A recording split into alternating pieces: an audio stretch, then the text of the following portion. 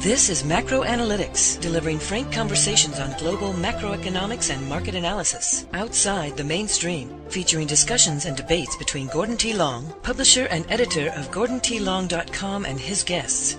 The content of this discussion is strictly the opinion of the participants. It is in no way a solicitation for business, nor is it to be considered investment advice of any sort. Always consult a registered investment advisor before making any investment decision. These discussions are extremely hard-hitting and terribly frank, and parental discretion is advised. Now, on to the show. Good morning. I'm Gord Long with GordonTLong.com. As part of our ongoing series on financial repression, I have Jim Puplava joining us this morning from San Diego. Jim is founder, president, and chief investment strategist at the PFS Group, a very well-recognized host of the Financial Sense News Hour. Welcome, Jim. Well, Gordon, it's good to be with you. It's an honor to have you on. I need to start off right away by recognizing you for your insight in public leadership. The Financial Repression Authority has had over 35 guest interviews on this subject and is now approaching 800,000 YouTube downloads. But no one deserves more credit than you for recognizing early what was happening in this regard and going public with it. When I wrote the Financial Repression thesis paper in 2012, Jim had already been talking about it then for a number of years. So, Jim, kudos to you. Well, thank you. What made you, at that point, start writing about and talking about financial repression so early? What prompted it? Well, you know, one of the things that we were looking at, and especially coming out of 2009 with the financial crisis, the beginning of quantitative easing, one of the books that came out at that time that was a must-read for all of us in the financial world was This Time It's Different by Rogoff and Reinhardt. And as I read that book and I began to think about it, and of course, then the government, we had just had the stimulus program, we had the bailout programs, the Obama stimulus program, which was close to $1 trillion. We had quantitative easing, or QE1, which was $1.2 trillion. I began to think about and do some research in terms of, we had not seen this. I mean, we had seen low interest rates in Japan for decades, but that was something we never thought would happen here. And as I began to look into it more and more, I discovered that this was a strategy that was used by government here in the U.S. deliberately, in conjunction with the Federal Reserve, back coming out of World War II, when we effectively brought our debt to GDP ratio using the same strategy until it no longer worked in the 70s. But it was looking at that, doing research on it, and I said, you know what, we're doing the same thing again, and began to talk about it. And, of course, subsequently, we've seen regulation with Dodd-Frank that circles in with regs that make it more conducive for almost requiring banks to get tied into the system of supporting government debt levels. We're seeing a number of things implemented, but the thing about it, Gordon, is we did this before. And that was the discovery that I came across in my research, that this was a very effective means of reducing what was then astronomical debt coming out of World War II. Most people are unfamiliar with that era from about 48 through 53. That's exactly what we did. The difference was we weren't on a fiat-based currency system. We didn't have the debt to the degree that we currently have, and the amount of securitization through derivatives, the swaps market, and shadow banking system. So it worked then, but it doesn't necessarily mean it'll work again. Am I right in that, or how have you drawn any conclusion? I think it'll work for a while. I don't think it'll work as long as, let's say, coming out of the 50s, we had more dynamic economic growth then. I think one reason that we've been able to, let's say, have it extend as long as it has is the world is in the same situation. We're seeing it in Europe today where, you know, goodness, who would ever thought that 2.2% treasury yields would look like junk bonds when you look at European sovereign debt, where a good majority of it is negative when you look at 5 years and under. Yeah, sovereign debt in Europe to over $2 trillion is negative. So the If you're looking for any yield, they're chasing high yield, and that's considered sort of the riskless investment, which it's obviously not. The world has dramatically changed here, and I would say in the last maybe 10 months in that regard. Are negative nominal rates coming to America, and are they going to accelerate, or is this a low point? What's your view on that?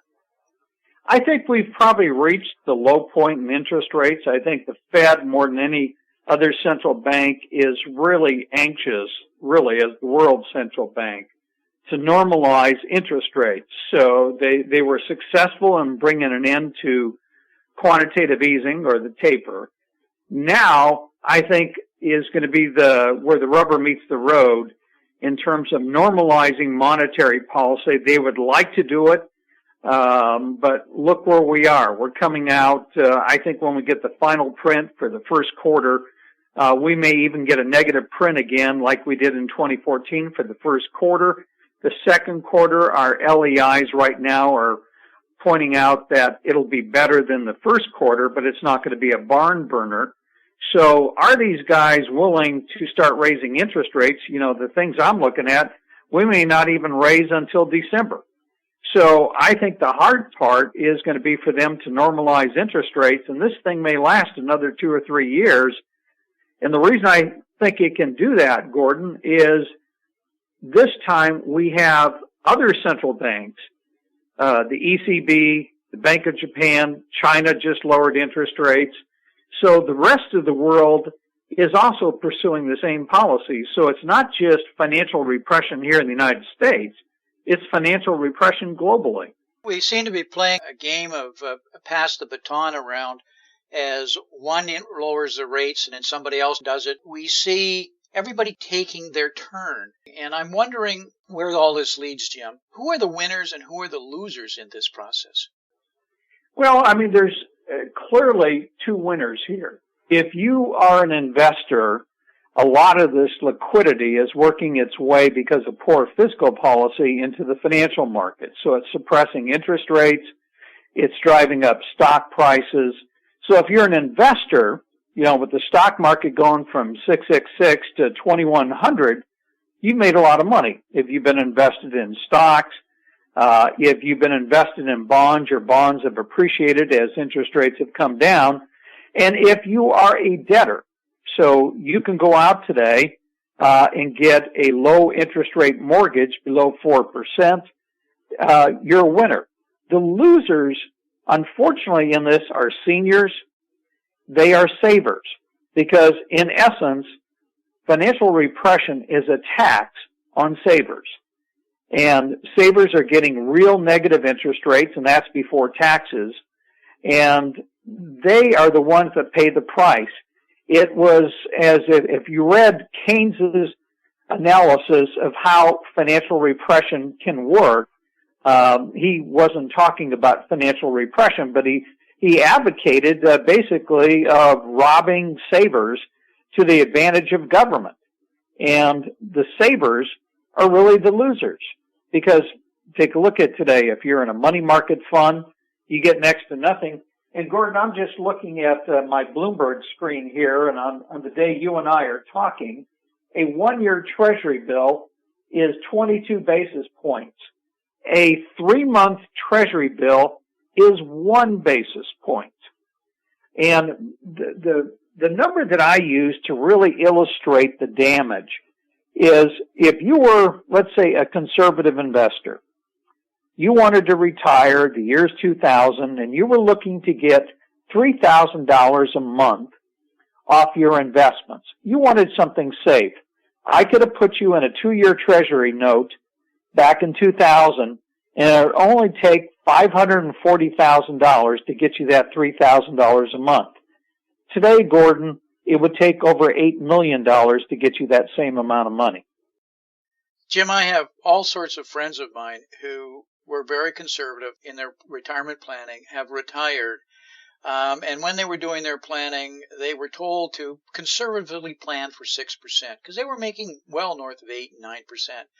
Today, a number of those people are forced to go back to work because their spending is higher than they thought and their returns are so poor. I see another group, and I don't know if you see this, is we have gutted the middle class in America, and the abilities to earn a satisfactory income against student loans, car loan, all their kinds of debt instruments that they're handling, have left them where they're not really investing in the stock market, other than maybe some minimal in 401ks or IRAs, but they're not in the market. So with the market going up, I'm not sure that the American public in general are winning. I would say maybe the top 15% are doing really well. But at some point, if America's not winning, we don't have demand in a 70% consumption economy. That's got to come home to roost. Am I being too negative in that? Are you observing the same thing? Well, obviously, you take a look at, we monitor cash flows and where they're going, and the net, I think the figure was like a net $60 or $80 billion has gone into the stock market net since the bull market began. The vast majority of individuals have been going into bond funds, which, by the way, is part of the plan of financial suppression. So, you take a look at what has happened to most investors. They've gone through two bear markets in the last decade, one in 2000, again in 2007. So you had investors who were saying, boy, I'm closer to retirement than I used to be. I've gone through two bear markets where stocks lost 45%. I don't want to go through that again. So what they are doing is they're supporting financial repression in many ways by going into the bond market, by pouring money into bond funds. Bond fund managers have trillions of dollars to buy more bonds, driving down the price, and they've missed out on the recovery. So instead of, they might have been down 45%, but had they held the course, today they would have regained all of that, and they would have been back up again, and actually ahead. But that's not what has been done. The vast majority of people have kept their money in savings because the headlines were scary. And I think the media did an exceptionally poor job of explaining what was going on in the financial markets, instead of saying, you want to capture and take advantage of this, because when financial repression is put into place, it supports growth-type assets like stocks. Originally, it supported commodities coming out of 2009, and this is how you recapture. But that's not what happened. We had scare stories every single year.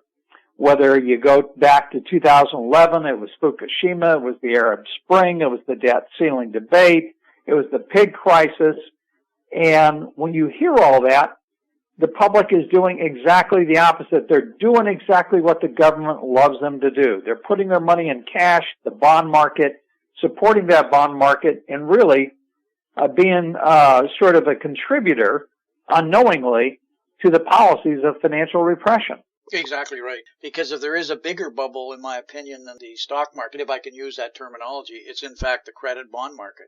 And because of that flood of money under perceived safety. Jim, what should investors be doing going forward from here? With the markets having had such spectacular rises, what do you see over the next 12 to 14 months? I still see a rising stock market, and the amazing thing that I think has puzzled so many analysts, money managers on Wall Street is, with the absence of the public, basically on the sidelines and not really participating in this market. I'm not saying that the public isn't putting money in, because we are seeing some 401k money, but two of the biggest drivers to this stock market is stock buybacks, which this year will be close to $1 trillion.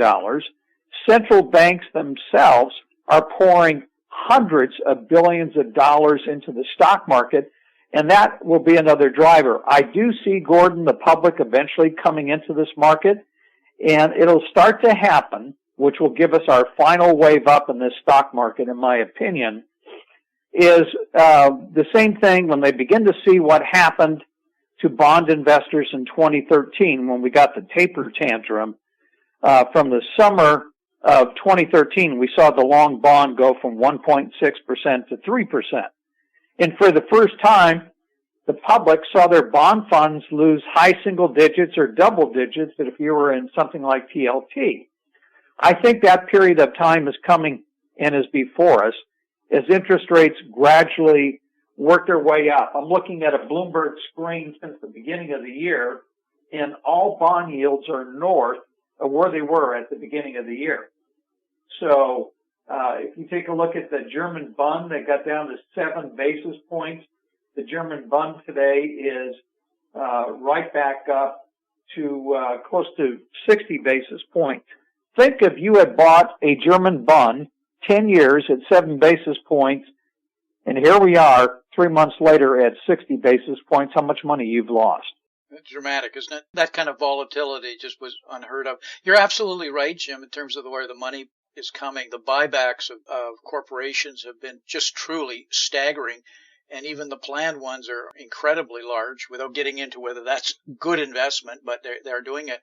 But we have, last week the Swiss central bank saying it's got 10 to 15% of its assets in equities. We have the Norway sovereign wealth talking about buying 5% of the European stock equity market. That's their goal of an $800 billion fund. We have the largest pension plan in the world in Japan committed and driving hard and buying stocks. So I think they are just the tip of the iceberg of sovereign wealth and central banks, the kinds of buying that's going on. And if they buy equities that have dividends that are paying, they're getting better yield than they are on bonds, especially negative yielding nominal bonds.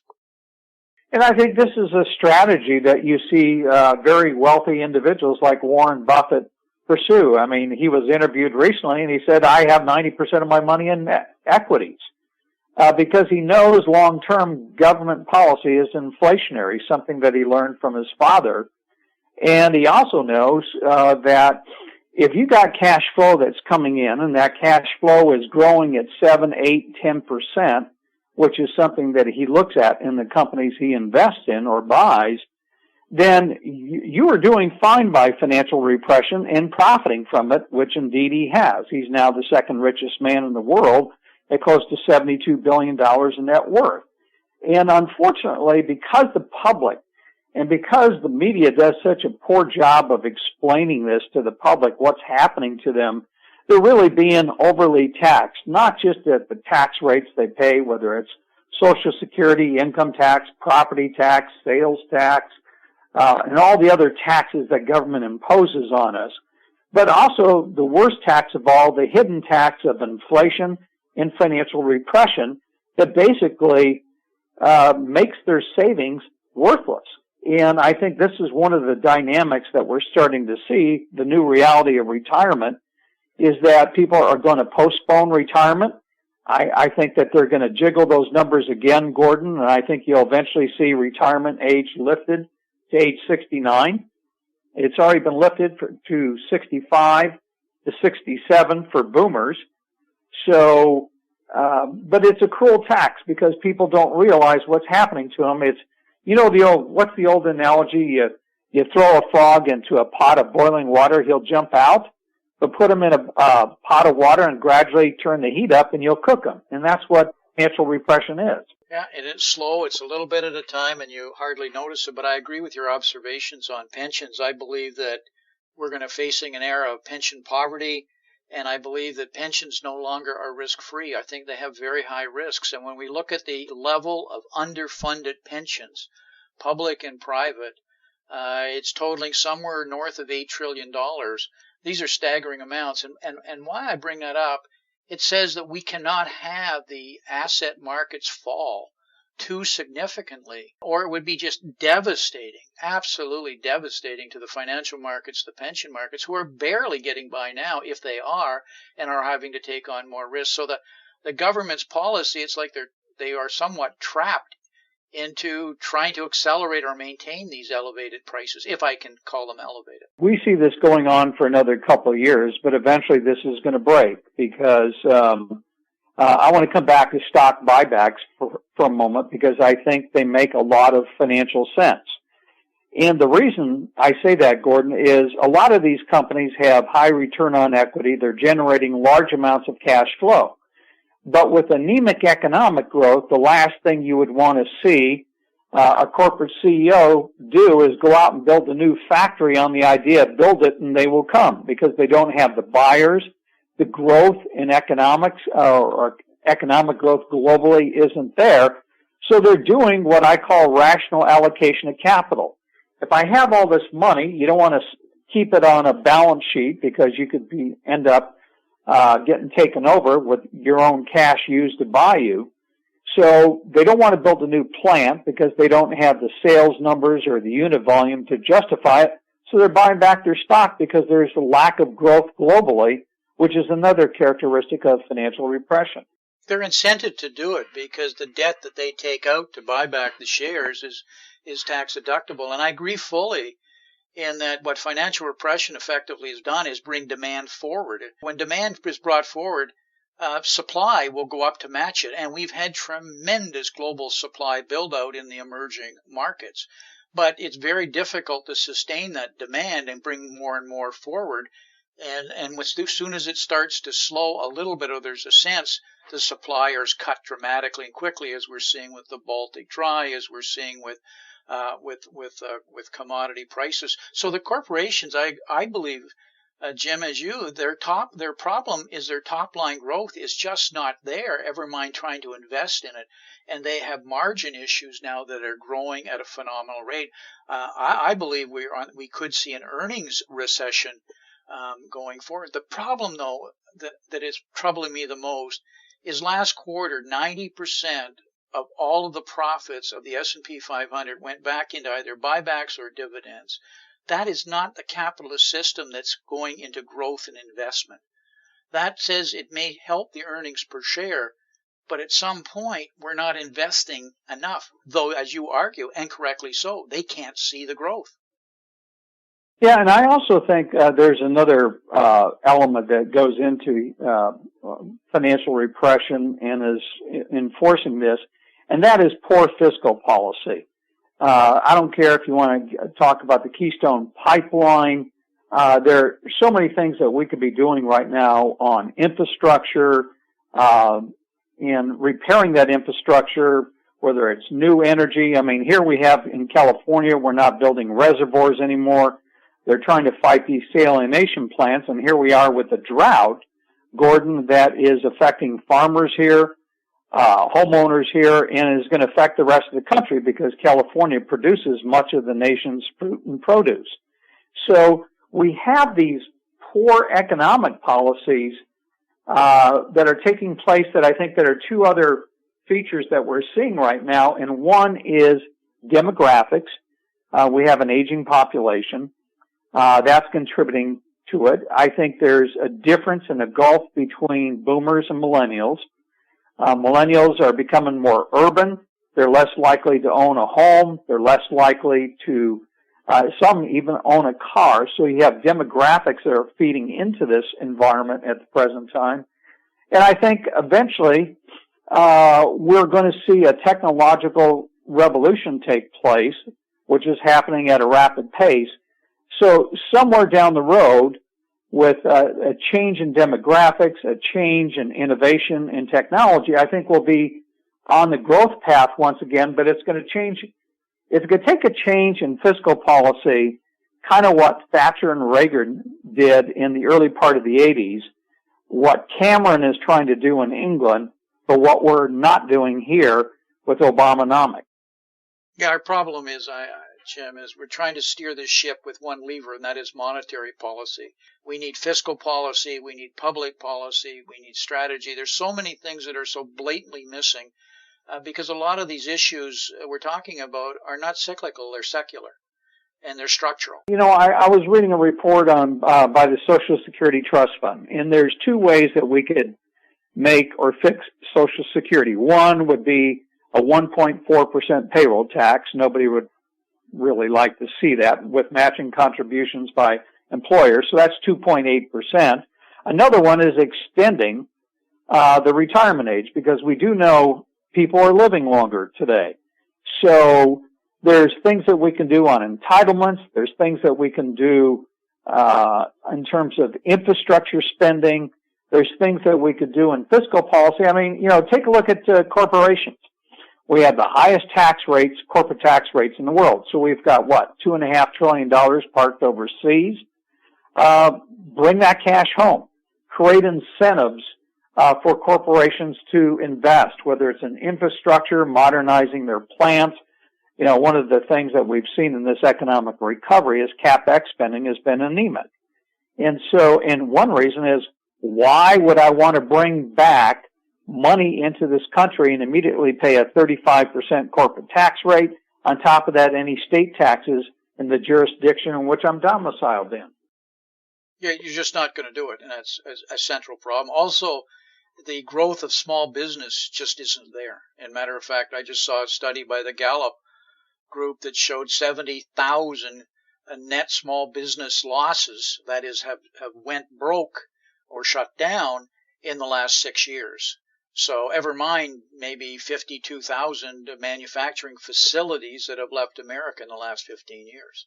So that's a tremendous headwind to be facing. But in the terms of the small business, they're not seeing the investment growth policies incentives. No, we've got taxation and regulation, which in my mind are straggling a good segment of the economy. And the thing about financial repression, it works very well with big government and large corporations.